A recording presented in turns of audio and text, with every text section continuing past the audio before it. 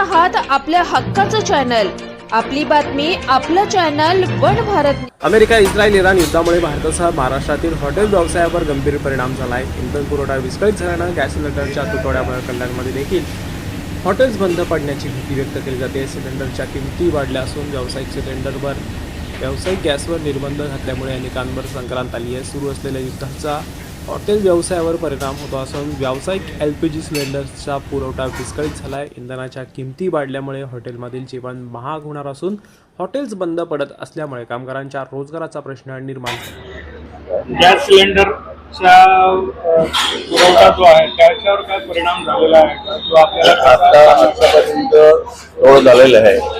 पण आमच्या गॅस जे एजंट आहे तो बोलतो याच्या पुढे मुलं कधी हे आता मिळू शकत नाही, तरी आम्ही ट्राय करतो। कारण हे युद्धामुळे असं प्रॉब्लेम आला। पहिला आम्हाला कधी प्रॉब्लेम आलेला नाही।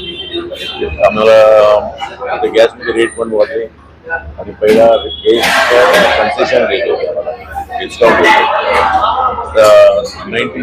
19 छोटासा होता।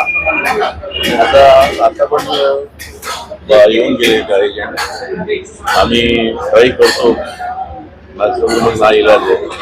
पण आम्हाला गॅस नसलं तरी आम्ही हॉटेल चालवू शकत नाही आणि हॉटेलमध्ये एवढा माणसं काम करतात, हॉटेल बंद करायला लागेल, पेमेंट बंद करायला अजूनपर्यंत चाललंय, पेमेंट बंद करायला। कारण आणि माणसं पण आमच्या नोकर लोक पण कामाला नाही कुठे जाणार, ते गावाला वगैरे कुठे आलं तर आम्हाला हॉटेल चालवायचं भरपूर त्रास आहे।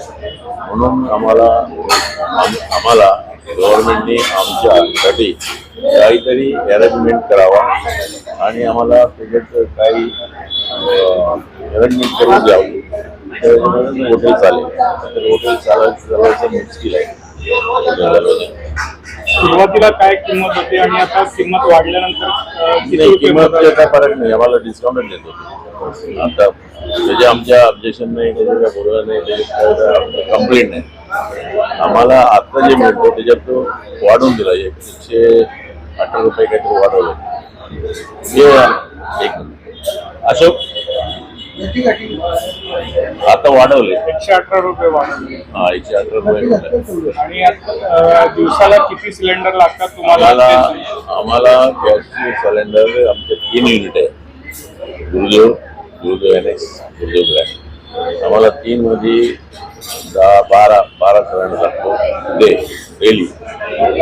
आता ते आतापर्यंत मिळाला, थोडा करून देतात एजंट लोक, त्यांचे काही मिस्टेक नाही, त्यांच्याकडेच नाही आहे तर तू काय कर।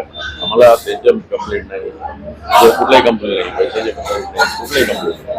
आम्हाला हॉटेल चालवायचं मुश्किल आहे, याच्या पुढे गॅस नाही मिळाला आणि दुसरं गॅसशिवाय दुसऱ्या हॉटेलमध्ये चालत नाही। इलेक्ट्रिकच्या शिगडी त्याच्यामध्ये आम्ही एवढं मोठं काम करू शकत नाही, घरच्या घरचं चालेल। म्हणून आम्हाला एवढंच आम्ही आमचा रिक्वेस्ट आहे गव्हर्नमेंटला, आपण गॅसचं अरेंजमेंट करा, नाहीतर हे लाखो लोक काम करणारा निघून जातील।